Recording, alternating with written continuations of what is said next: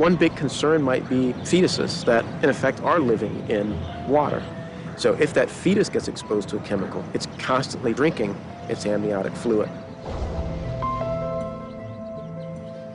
In the entire European Union, atrazine has been banned.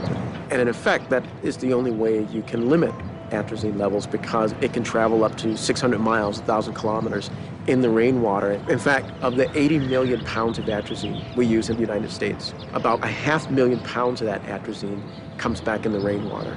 And the irony is, I guess, that here's a European company selling 80 million pounds of a product in the United States where it's not even legal in the home country.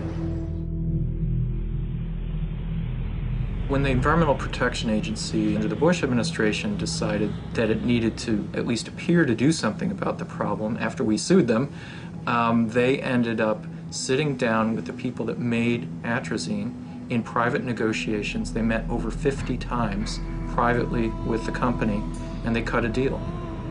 No crackdown, no enforcement action, no banning the pesticide.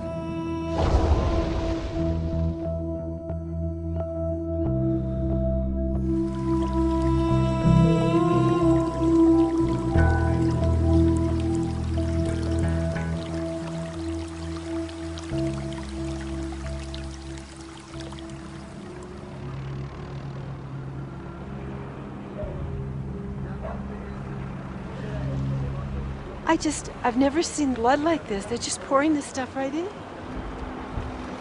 This is going into Lake Titicaca, which is the sacred lake to the indigenous peoples here. We can see that because that's the part that it's open. Of course. But you don't see the whole thing that they are doing to the river here. What they're going to do here is they're going to divert it. Yeah, and they're just going to cover. Yeah. They're not going to clean it up. It won't be so ugly and open. Yeah. It'll still smell the way it smells.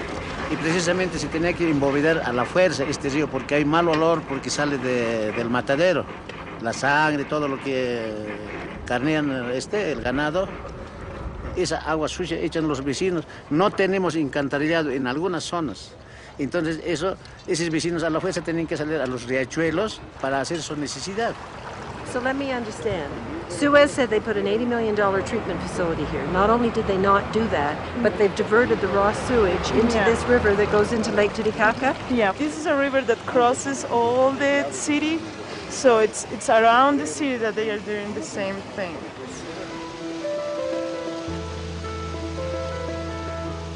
Traditionally, water has been delivered as a public service by governments. But in the last 10 years, 3 major water companies from Europe have started delivering water on a for-profit basis in many parts of the world. They are very powerful. They're all among the top 100 corporations, Fortune 500 companies. They're very wealthy. They're growing very fast. And basically, developing countries, poor countries, are being forced all over the world to hand over basic control of their water systems to a for-profit multinational from Europe or far away. Suez is one of the 2 world leaders in the water distribution, water treatment in the world. I'm working with a French company, a large water operator called Vivendi Environment. We are active in more than 100 different countries. We are active since 150 years, so we are a very long-term operator in water business. Esa agua es el agua de Limani, pero el agua de aquí está contaminada. Ahorita está saliendo limpio, hace rato han visto que estaba negro el agua. Ahora, un poco más tarde, el agua ya viene con gusanos. Así, jugando en la calle, vienen aquí, se reciben y toman esa agua. Entonces, esa agua les hace daño. El objetivo de la privatización fue el de dotar del servicio de agua potable y alcantarillado en las ciudades de La Paz y El Alto. Pero, durante todo este proceso, evidenciamos que solamente en la ciudad del Alto quedan excluidos 208,000 personas del servicio de agua potable.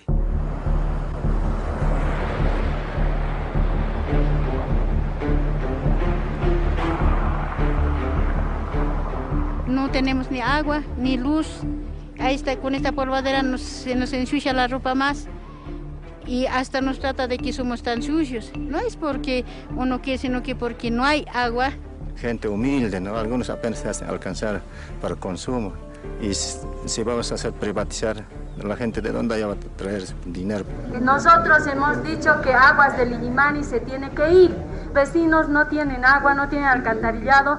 Como ustedes posiblemente se han enterado mediante la prensa en sus países, nosotros aquí en Bolivia estamos llegando a sufrir. Pueden comprarle a nuestro dirigente, pero no nos van a comprar a todos. This is a country in which nearly 1 out of every 10 children will die before the age of 5.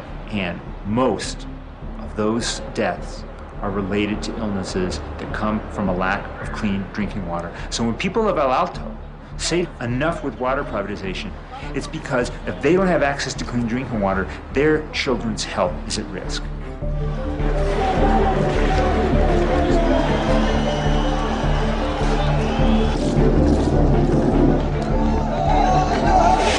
Why did Bolivia privatize the water systems of Cochabamba and El Alto? It's not like Bolivian citizens decided it was a good idea.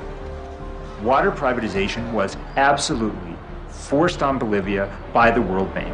In 1997, the World Bank told Bolivia that if they did not privatize the water system of Cochabamba and El Alto La Paz, that they were going to be cut off from water development loans by the World Bank. Yo creo que esa es la privatización para nosotros es una lucha contra la muerte, ¿no? La lucha por la vida, porque la vida siga siendo una vida donde nuestros hijos, nuestros nietos, nosotros podamos disfrutarla, ¿no?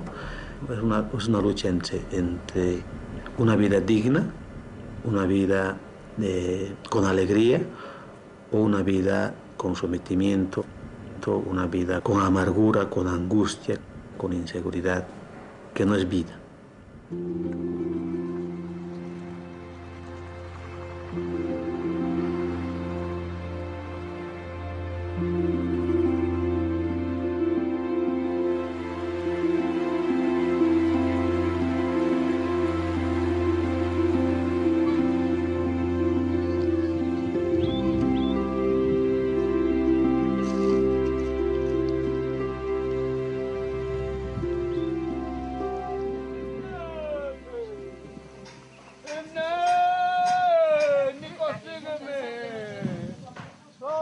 Ngo-2000 ngoSeptemba mhla 19 wagula waphathwa yisisu.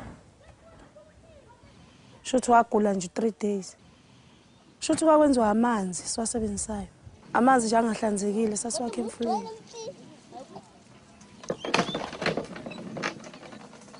Kushuthi nje ngingabeka ukuthi njengoba ngimdala la ekhaya ngizizwa ngumuntu ogqilazeke kakhulu. Abafundayo engazi ukuthi ngabafundisa ngani kanjani ngabondla ngani kanjani.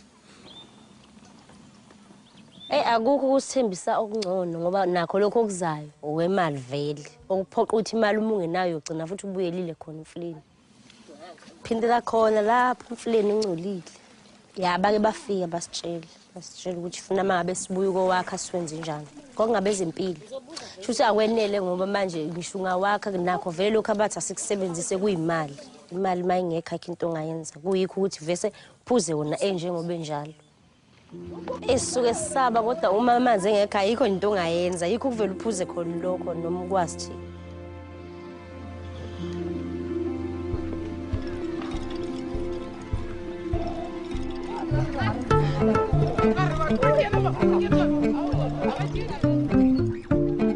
We have waiting here 5 hours. Sometimes that water comes, sometimes they don't come. Sometimes we can spend 4 weeks without water. Yeah, every day we can come and open. Nothing, there's nothing.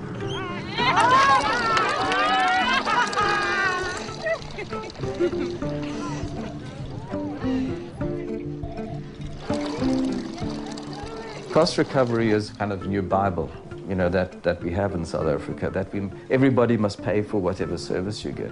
And for rich people, that's obviously not a problem. But when it comes to the really poor, you wouldn't believe it, but 5 rand, which is less than $1, is a lot of money for rural communities. So you find that the poorest of the poor, they're only taking 1 bucket, but if you work out how much they paid for that bucket, it's actually more than a richer person would have paid in an urban community for that water, and it's unjust. If you have no water, forget about reducing poverty, because bad water is today the source of the major diseases. It kills more than AIDS, more than wars. We are all committed to reduce by half the proportion of people with no access to clean water. The challenge is of such a magnitude. We must put at the disposal of the common good the know-how of the private sector.